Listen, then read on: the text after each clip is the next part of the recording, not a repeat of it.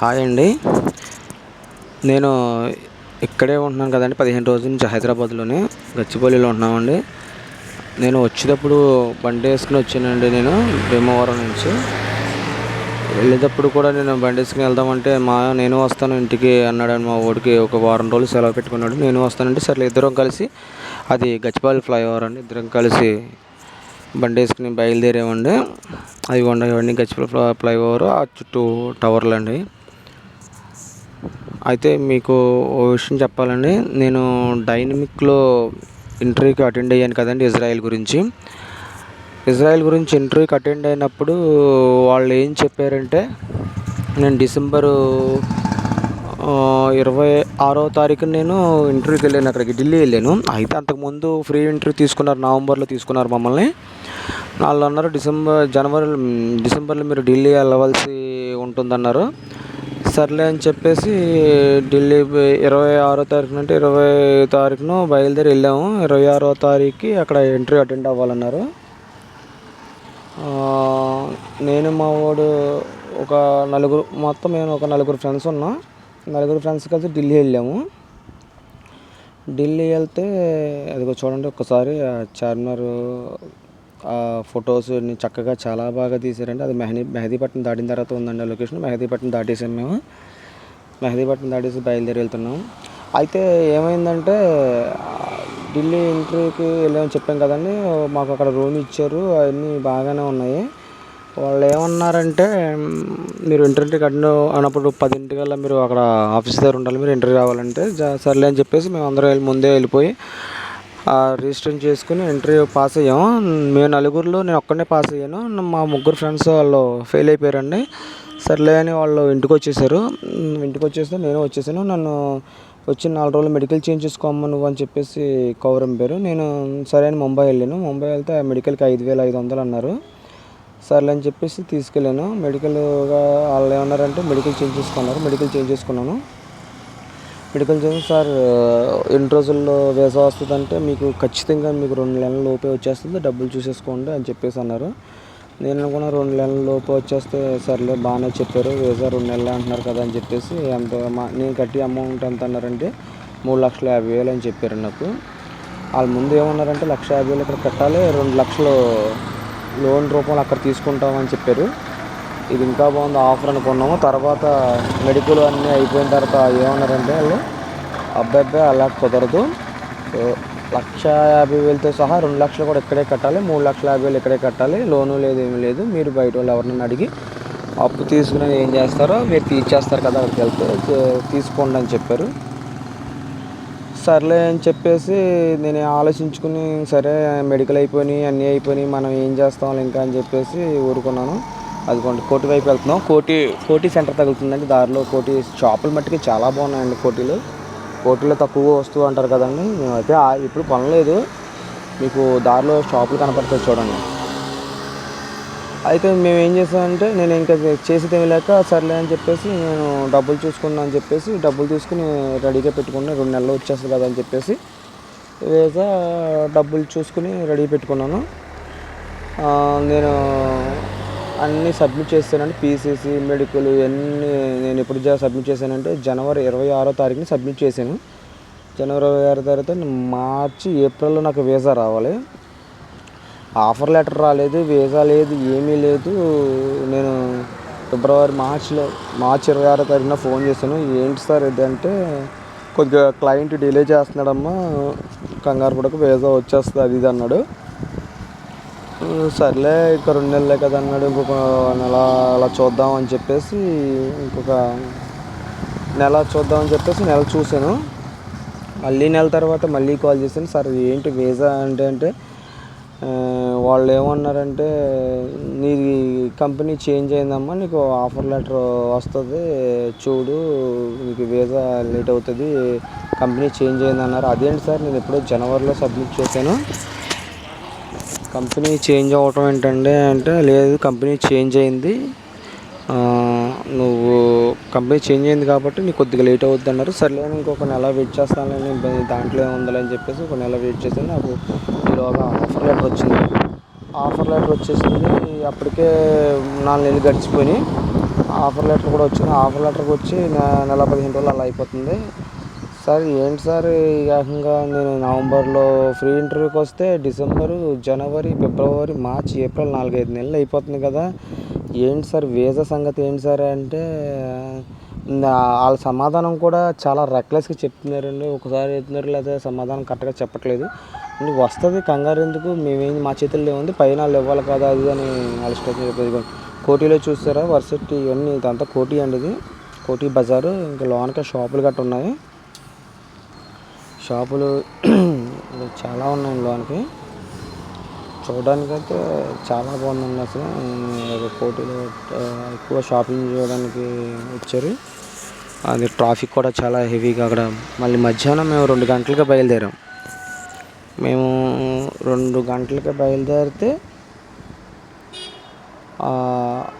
2 గంటలకి అంత ట్రాఫిక్ ఉంది చూడండి. మళ్ళీ సండే టైం, అది చాలామంది సండే రావడంతో మార్కెట్కి వచ్చినట్టున్నారండి. అంత కోటి బజార్ అది చాలా తక్కువ రేట్లు దొరుకుతాయండి. మాకు సంథింగ్ భీమవరానికి 410 కిలోమీటర్లు వస్తుందండి మేము ఉండే చోటు నుంచి. ఆ 410 కిలోమీటర్లు మేము 2 గంటలకు బయలుదేరాం. చెప్తానండి మీకు ఎంత టైం పట్టిందో, మేము అక్కడికి వెళ్ళేటప్పటికి ఎక్కడెక్కడ ఆగామో, ఎంతసేపు ఆగామో అన్నీ చెప్తాను నేను. అవన్నీ కోటి దాటేసాను, బజారు మెట్రో స్టేషను బయలుదేరి వెళ్ళాము. అయితే మీకు నేను ఏం చెప్తున్నానండి, అది వీసా ఎందుకు డిలే అవుతుందంటే క్లయింట్ డిలే చేస్తున్నాడు, దానికి మేమేం చేయమంటున్నారండి. నేను అదేంటంటే నేను ఎప్పుడో డిసెంబర్లో వచ్చిన ఇంటర్వ్యూకి మరి ఇప్పటి వరకు వీసా రాకపోవడం ఏంటి సార్, అదేంటి అన్ని నెలలు ఎందుకు పడుతుందండి, మహా అయితే 2 months 3 months 4 months 5 months 6 months పైన అయిపోతుంది కదండి, ఎందుకు రావట్లేదు వీసా అని అడుగుతుంటే వాళ్ళ పైన పంపలేదే నేనేం చేస్తానమ్మా అది ఇది అన్నారు. ఏదేం చేస్తానంటే అదేంటి సార్ మరి లేట్ అయిపోతుంది కానీ చాలా లేట్ అయిపోతుంది, నేనేమో అమౌంట్ తీసుకుని నా దగ్గర పెట్టుకున్నాను, దాని ఇంట్రెస్ట్ చాలా అయిపోతుంది అంటే అమౌంట్ ఇచ్చామో వచ్చినప్పుడు చెప్తాం కదా, ఇంకా టైం ఉంటుంది కదా 10 రోజుల్లో తీసేసుకుంది కానీ 10 రోజులు టైం ఉంటుంది అంటే 10 రోజులు ఎక్కడ అమౌంట్ వస్తుందండి, ఏం చేయమంటారు అంటే అమౌంట్ అమౌంట్ ఇచ్చేసి అన్నారు. నాకు అప్పుడు అమౌంట్ ఇచ్చామని నాకు అర్థమైంది, ఇప్పుడప్పుడే వీసా ఇది రాదని చెప్పేసి అర్థమైంది. సరే అని చెప్పేసి నేను సరిగ్గా అప్పుడే ఆ రోజుల్లోనే మన తెలంగాణ గవర్నమెంట్ వారు NSDC ద్వారా ఇంటర్వ్యూ కండక్ట్ చేస్తున్నారు ఇజ్రాయెల్కి. నేను ఏం చేశానంటే లాస్ట్ రోజు నాకు తెలిసింది, నేను ఆ ముందు రోజు బండి వేసుకుని బయలుదేరి వెళ్ళాను. మళ్ళీ ట్రైన్కి వెళ్తే లేట్లు దొరకవు టికెట్లు, లేట్ ఇబ్బంది పడతానని బండి వేసుకుని బయలుదేరి వెళ్ళిపోతే తెల్లారి మీకు ఫస్ట్ కూడా ఒక వీడియో పెట్టానండి, అక్కడ ఇజ్రాయెల్ ఇంటర్వ్యూలో జరుగుతుందని. అక్కడే జరిగిందండి ఇంటర్వ్యూ NSDC వాళ్ళది. కానీ నిజంగా NSDC వాళ్ళు సమాధానం బాగా చెప్తున్నారండి. అసలు వాళ్ళు ఫోన్కి 1-2 సార్లు ఫోన్ చేసి అమ్మ డాక్యుమెంట్లు చెప్తున్నారు, అన్ని వివరాలు చెప్తానండి ముందు చెప్తాను. అయితే NSDC వాళ్ళు ఒకటే చెప్పారు, అమ్మ మీకు టికెట్కి వీటికి ఖర్చు అవుతుంది, ఎక్స్ట్రా ఖర్చు ఏమి అవ్వదు, మీ మెడికల్కి టికెట్లకి అన్నారు. సరే అండి సార్ బాగానే ఉంది అని చెప్పేసి అటెండ్ అయితే చాలామంది వచ్చారు. దాంట్లో ఒక సంథింగ్ తక్కువ మందిని సెలెక్ట్ అయ్యారు. ఒక 600 చిల్డ్రన్తో 681 సంథింగ్ ఎంతమంది సెలెక్ట్ అయ్యారు. దాదాపు 4-5 వేల మంది వచ్చి ఉంటారు నా అంచనా ప్రకారం. దాంట్లో తక్కువ మంది సెలెక్ట్ అయ్యారు. దాంట్లో అదృష్టం బాగుండి నేను కూడా సెలెక్ట్ అయ్యాను. సెలెక్ట్ అయితే ఏం చేశానంటే అప్పటికే వాళ్ళు 7 నెలలు అయిపోతుందో 6 నెలలు నాకు పాస్పోర్ట్ నాకు ఇచ్చిండి అని చెప్పాను. సర్లే ఇచ్చేస్తామన్నారు. కనీసం వాళ్ళు అమ్మ ఇన్ని రోజులు చూసే కదా ఇంకో 10 రోజులు చూడన్న మాట కూడా రాలేదు. వెంటనే పార్సల్ చేసేసారండి, స్పీడ్ పోస్ట్ చేసేసారు. డాక్యుమెంట్లు medical certificate, PCC photos, passport అన్నీ నా అడ్రస్లో పెట్టమన్నారు. అడ్రస్ పెట్టాను. ఆ అడ్రస్కి మా అడ్రస్కి అయితే పంపేశారు. ఒక అయితే 3 days 4 daysలో నాకు ఇంటికి వచ్చేసిందండి పార్సల్. అయితే నేను అనుకున్నాను వీళ్ళు ఎందుకు ఇలా చేస్తున్నారు అని.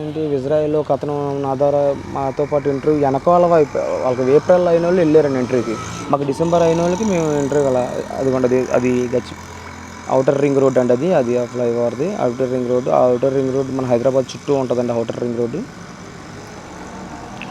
రోడ్డు చాలా బాగుందండి. అది పచ్చదనం అది ఇదని అసలు మీకు రోడ్డు జర్నీ చాలా బాగుంటుందండి. కాకపోతే మనం ఒక బైక్ వేసుకెళ్ళినప్పుడు జాగ్రత్తగా ఒక సైడ్ చివరంట వెళ్ళాలంటే ఎలా పడితే అలా మైంగ్ వెళ్ళిపోవడం అటు చేయకూడదు, చాలా ప్రమాదం. ఆ వెహికల్ చాలా స్పీడ్కి వస్తాయండి అది. అందుకని కొంచెం జాగ్రత్తగా ఉండాలి. అది రామోజీ ఫిలిం సిటీ దూరంగా కనపడుతుంది చూడండి, అది రామోజీ ఫిలిం సిటీ. ఆ వెహికల్ ఏమవుతాయంటే స్పీడ్గా వచ్చేయడం వల్ల మనకి చాలా ప్రమాదం జరుగుతుంది. అందుకని మనం బండి వేసుకెళ్ళినప్పుడు చాలా జాగ్రత్తగా డ్రైవ్ చేయాలండి. మనం స్పృహలో ఉండాలి. స్పృహలో ఉంటామని ఎందుకంటానంటే తెలివితేటలుగా ఆ బండి ఏమాత్రం కొద్దిగా అటు ఇటు అయినా సరే సర్రమని వెనకాల కారు చాలా స్పీడ్గా వస్తుంది. అందుకని కొంచెం జాగ్రత్తగా ఉండాలి. అదిగోండి Ramoji film city. Ramoji film సిటీలో చాలా బాగుంటుంది లోన అని చెప్పారు, కానీ నేను ఎప్పుడు వెళ్ళలేదండి. బస్సు ఏదో ఉంటుందంట, 1500 ఏదేదో సంథింగ్ 3 రకాల టికెట్లు అవి చెప్పారు. అవన్నీ నేను వెళ్ళలేదు కానీ అండి, వెళ్ళిన వాళ్ళు చెప్పారు మా ఫ్రెండ్స్, చాలా బాగుంటుంది రామోజీ. ఒక్కసారి వెళ్తే నువ్వు వెళ్ళి లోనికి వెళ్ళి చూడన్నారు. సర్లే మళ్ళీ పట్టు వచ్చినప్పుడు వెళ్దామని ఇంకా అక్కడ కొంచెంసేపు అక్కడ తీసి ఆ ఫొటోస్ అన్నీ మళ్ళీ బయలుదేరి మళ్ళీ వెళ్తున్నాం. అది మా ఊడైతే నుంచి ఫొటోస్ అన్నీ తీస్తున్నాడు రామోజీ ఫిలిం సిటీ. ఇంకోసారి వచ్చినప్పుడు వెళ్దామని మా అన్నాడు. సర్లే అన్నాను నేను. అదిగోండి అక్కడికి రామోజీ ఫిలిం సిటీ దగ్గరికే మేము ఉండేది కనీసం 30 కిలోమీటర్లు ఉంటుంది గచ్చిబౌలి. రామోజీ ఫిలిం సిటీ నుంచి మళ్ళీ బయలుదేరాం. అప్పటికే ఏంటంటే రెయిన్ కొద్దిగా స్టార్ట్ అయిందండి, వర్షం వచ్చేస్తుంది, చినుకులు పడ్డాయి గట్టిగానే. మా వెనక వైపు నుంచి వర్షం వస్తుంది, ఎదట మబ్బులు వేసి ఉన్నాయి. మేము అనుకున్నాం బుక్ అయిపోయేవారు, వర్షంలో తడిసిపోతాం. అందుట్లో బండి కాదండి, తడిస్తే మళ్ళీ డ్రైవ్ చేయలేం, చాలా చలిగా ఉంటుంది అని చెప్పేసి అన్నాడు మా వాడు. సర్లే ఏమవుతుంది ఇంకా మనం చేసేది ఏముంటుంది అని చెప్పేసి అలాగే బయలుదేరాము. నిజంగానంటే కొండ ప్రాంతాల చుట్టుపక్కల ప్రకృతి, అవి చెట్లు చాలా బాగుందండి. నిజంగా చాలా ఎంజాయ్ చేస్తారండి రోడ్డు ద్వారా ప్రయాణం. మనకి చేతిలో బండి ఉంటుంది కాబట్టి ఎక్కడ పడితే అక్కడ ఆపడం, అన్నీ చూడడం, అవి కొండలు చూడండి. నిజంగా రోడ్డు మార్గం చాలా అంటే చాలా బాగుంటుందండి, దాంట్లో చెప్పక్కర్లేదు, అదొక అనుభూతి.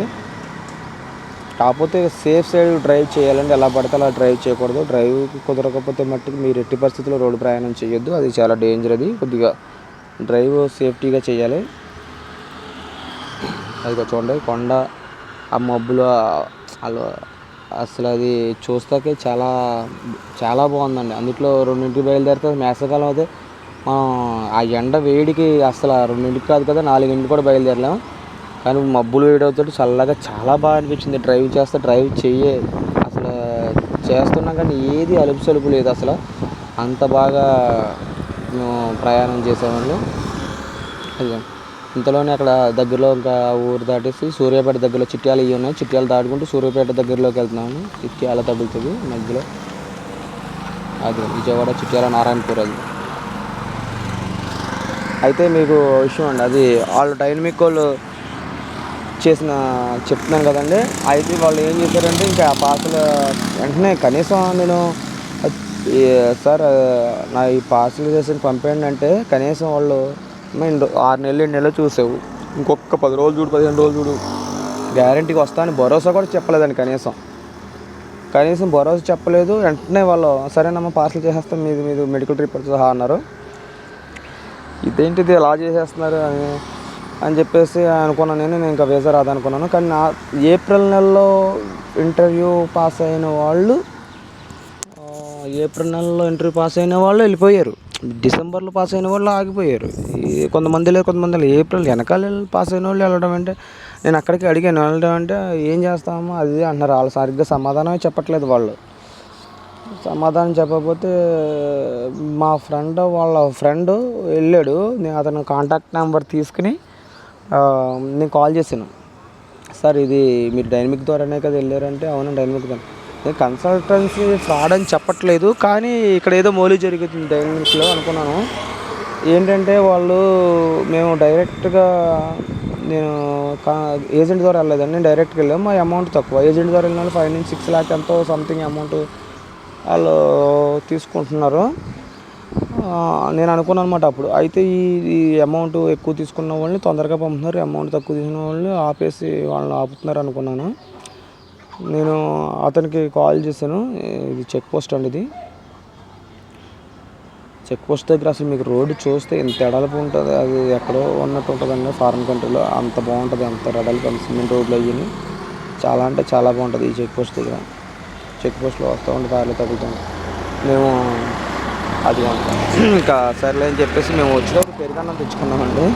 మా ఊడు నేను పెరుగు కలిపేసుకుని తెచ్చేసుకుని సర్లే ఆకలేస్తుంది, దారిలో ఎక్కడైనా ఆపుదామంటే ఇక్కడ ఏదో చిన్న గుడి కనపడ్డదండి. గుడి దగ్గర సర్లే ఖాళీగా బాగుంది అని చెప్పేసి తీసుకుని అదిగోండి పెరుగు బాక్సు, నేను ఆ బాక్స్ తీసుకున్నాము. చాలా బాగుంది. ఆడ దగ్గర చిన్న పచ్చడి డబ్బా, దాంట్లో పచ్చడి ఎదురా అంటే పచ్చడి లేదు, కొద్దిగానే ఉందన్నాడు. సర్లే ఏం చేస్తాం అలా అని చెప్పేసి కొద్దిగా తీసుకున్నాం. అదండి కాకపోతే అక్కడ కొద్దిగా గలీజ్గా ఉండడం, అలా కొద్దిగా వాటర్ వల్ల ఇక్కడ వస్తున్నాయని చెప్పేసి ఏం చేయాలో తెలియక అక్కడ సర్లే ఇంకేం చేస్తాం ఆగేం కదా అని చెప్పేసి దాంట్లో కొద్దిగా వాటర్ కలుపుకొని పెరుగన్నం అదిగోండి. ఆ పెరుగన్నం మట్టికి చాలా బాగుందండి. పెరుగన్నం కలిపి తినేసి మళ్ళీ బయలుదేరి మళ్ళీ బండి ఎక్కేసాను. వెంటనే అంతా ఒక 15 మినిట్స్ ఎంతో ఆగుంటాం. 15 మినిట్స్ ఆగి మళ్ళీ బండి ఎక్కేసి బయలుదేరామండి. అది సూర్యాపేట వస్తుందన్న బోర్డు ఉంది. సూర్యాపేట దగ్గరలోకి వస్తున్నామండి. ఇదివరకు నేను హైదరాబాద్ వచ్చినప్పుడు ఎక్కువగా బస్సులు బాగా ఇప్పుడు 10-15 సంవత్సరాలు కదా, అప్పుడు సూర్యాపేటలో ఆపేవారు భోజనాలకి. ఏంటి ఎవరైనా సూర్యాపేటలో ఆపేవారు, సూర్యాపేట వచ్చింది ఎవరన్నా భోజనం చేసి ఉంటే భోజనం చేయండి అనేవారు. ఇప్పుడు బండి వేసుకెళ్తుంటే దూరం దగ్గర అయిపోయి అసలు వెంటనే బండి వేసుకెళ్ళినట్టు అది ఊళ్ళో వచ్చినట్టు ఉండలేదు, ఏముంటలేదు. ఎక్కడికో బయలుదేరి వెళ్ళి వరకు అమ్మో హైదరాబాద్ అంటే చాలా దూరం అనిపించింది. నిజంగా బైక్ వేసుకెళ్తుంటే ఇది ఇంతేనా హైదరాబాద్ మనకు చాలా దగ్గర అనిపిస్తుంది అన్నమాట. ఇప్పుడు అలా ఉంది నిజంగా. చుట్టూ కొద్దిగా వర్షాలు పడ్డాయి కదండి, పచ్చదనం చూడండి, పచ్చదనం ఆ రోడ్డు నిజంగా చాలా అంటే చాలా బాగుందండి. నిజంగా ఎంత బాగుందంటే అసలు మీకు ఇంకోసారి చెప్తున్నానండి, మీకు డ్రైవ్ సరిగ్గా చేయగలిగితేనే మీరు రోడ్డు ఎక్కి డ్రైవ్ చేయండి. ఎందుకంటే ఇది చాలా ప్రమాదం రిస్క్తో కూడింది. ఎందుకంటే వాళ్ళు వెనకాల వెహికల్ ఎలా వస్తారంటే వాళ్ళకే తెలియదు. అసలు అంత ఫాస్ట్గా వస్తారు. ఆ టైంలో ఒక్కొక్కసారి బ్రేకులు కంట్రోల్ పడలేదంటే ఇదంటే మనం ఏం చేయలేము. అందుకని కొద్దిగా సేఫ్ సైడ్ డ్రైవ్ చేయగలిగారు వెళ్ళాలనుకుంటే సరదాగా వెళ్ళండి. లేదు అంటే ఎలాగో మీరు ఆ బస్సు రూట్న గట్ట వస్తే ఎలాగో కనపడితే బాగుంటుంది. అది చూడండి, ఆ కొండ ఎంత బాగుందో అసలు. కొండ ఆకాశం కలిసిపోయినట్టు నిజంగా చాలా అంటే చాలా బాగుంది. చూసారా అసలు పచ్చదనంతో అసలు నెంబర్ 1. అక్కడ ఏదో దూరంగా ఫ్యాక్టరీ ఏదో ఉన్నట్టుందండి. నేను బయలుదేరి 2ంటికి బయలుదేరాం కదండి. సన్నగా చీకటి పడుతుందండి. అది సూర్యుడు అస్తమిస్తున్నాడు, చీకటి పడుతుంది. మేము యాక్చువల్గా మేము 2ంటికి బయలుదేరి మేము 7:30 ఆ టైంలో విజయవాడ వెళ్ళిపోతాం అనుకున్నాం. దారిలో మేము 2-3 చోట్ల ఆగడంతో పెట్రోల్ పోయించుకోవడానికి భోజనం చేయడానికి ఆగడంతో డిలే అయిపోయిందండి. అయితే ఇంకా ఎలాగంటే అది మేము విజయవాడ వెళ్ళేటప్పటికి 8:30 అయిపోయింది. యాక్చువల్గా 7:30కి వెళ్ళాలి, గంట డిలే అయిపోయింది. అదిగోండి ఫ్లైఓవర్ నుంచి ఆ ఊరు చూడండి ఎంతమంది. సూర్యాపేట అండి అది.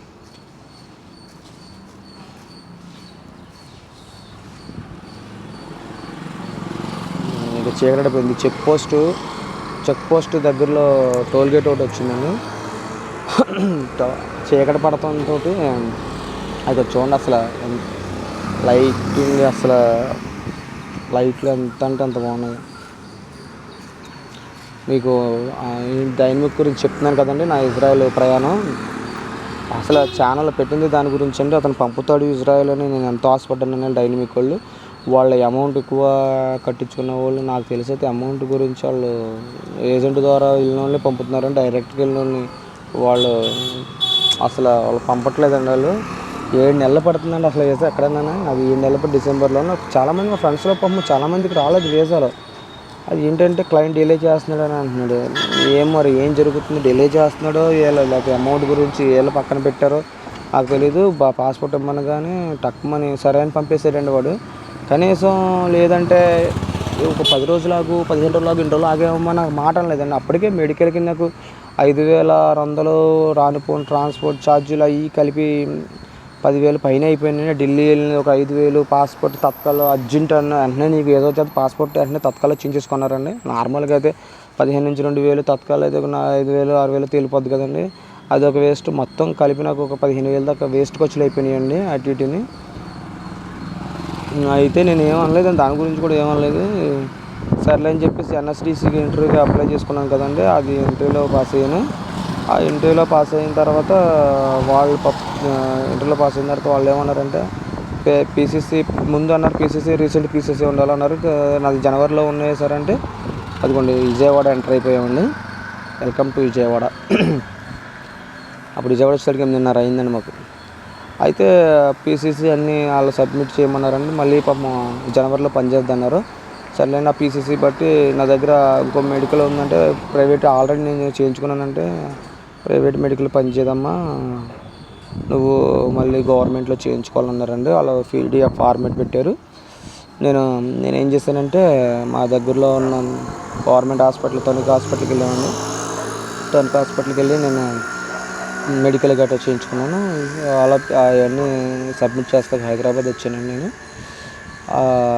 పీసీసీ మెడికల్ వాళ్ళు సబ్మిట్ చేస్తే వాళ్ళు చెప్పేది ఏంటంటే 1.5 మంత్లో మీకు ఖచ్చితంగా మీకు వీసా వస్తుంది అని చెప్పేసి ఖచ్చితంగా అంటున్నారు. సరే ఏం చేస్తామండి, 1.5 మంత్ కాదు 2 మంత్స్ తీసుకుంటారు. కాకపోతే కొద్దిగా గవర్నమెంట్ ద్వారా మనకి భరోసా ఉంటుంది. వెళ్ళే ఛార్జీలు తక్కువ కదండి, వాళ్ళ టికెట్ని సంథింగ్ చిన్న చిన్న ఖర్చులు పెద్దవి ఉండవన్నారు. సరే అని చెప్పేసి అదిగోండి దుర్గమ్మ, అది టెంపుల్ అండి. అది దుర్గమ్మ టెంపుల్ దగ్గర నుంచి ఉన్న ఫ్లైఓవర్ అండి. రాత్రి మాటలు మన విజయవాడ చూడండి ఎంత చక్కగా ఎంత బాగుందో. లైటింగ్, ఆ ఫ్లైఓవర్స్ చాలా అంటే చాలా బాగుంది. ఈ పక్కన కృష్ణా నది ఉంటుందండి, ఈ పక్కనేమో టెంపుల్ ఉంటుంది. ఫ్లైఓవర్ అంటే చాలా బాగా వేసారండి. ఇది ఫ్లైఓవర్ వేయడం వల్ల ట్రాఫిక్లో నుంచి అప్పుడు చంద్రబాబు నాయుడు టైంలో అది ఈ ఫ్లైఓవర్ వేయడం వల్ల మీకు అవతలకి హైదరాబాద్ వెళ్ళే రూట్ ట్రాఫిక్లో పడకుండా సిటీ దాటేస్తామండి. చాలా అంటే చాలా యూజ్ఫుల్గా ఉందండి ఈ ఫ్లైఓవర్. అది ఆ పక్కన చూసారా ఒక టెంపుల్ దూరంగా ఉన్నది, చాలా బాగా కనబడుతుంది లైటింగ్. అయితే నేను ఎన్ఎస్డిసి ద్వారా ఇంటర్వ్యూకి అటెండ్ అయ్యాను కదండి. ఎన్ఎస్డిసి ద్వారా ఇంటర్వ్యూకి అటెండ్ అయినప్పుడు మెడికల్ అన్ని సబ్మిట్ చేస్తానని చెప్పేసాను కదండి. ఆ మెడికల్ గట్రా అన్నీ బాగానే అయిపోయినాయండి, సబ్మిట్ చేశాను. ఇప్పుడు ఆ వీసా గురించి వెయిటింగ్ చేయాలని మేము సబ్మిట్ చేస్తాను కాబట్టి వాళ్ళు మరి 2 నెలలు అన్నారు, నెలన్నర అన్నారు.